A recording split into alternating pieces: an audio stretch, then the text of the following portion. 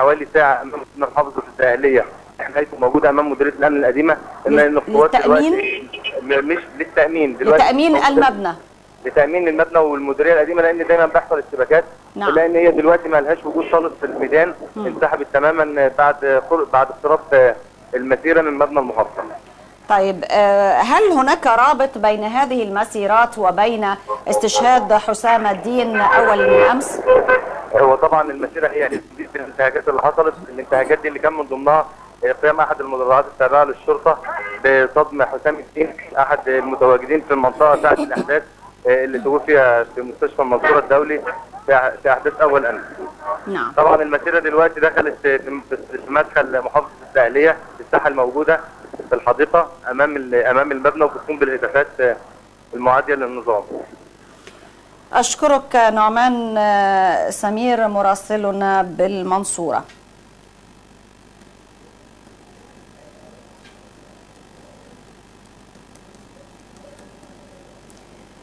ونتواصل مع السيد عبد المجيد راشد مسؤول التيار الشعبي بمحافظة الدقهلية. سيد عبد المجيد، يعني صف لي الترتيبات التي سبقت هذه المسيرة، وما هي الخطوات التي ستعقب هذه المسيرة، وهل هناك نية لفعاليات أخرى، وما هي مطالباتكم؟ المسيرة بترفع شعار واضح. نعم. الشعب يريد إسقاط النظام. نعم. بعد الدم الشرعية.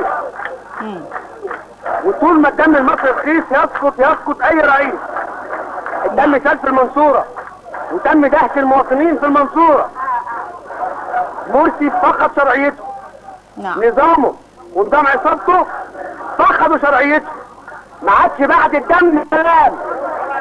نعم. يسقط نظام محمد مرسي، يسقط نظام عصابة الإخوان المسلمين، يسقط ميليشيات جماعة الإخوان المسلمين.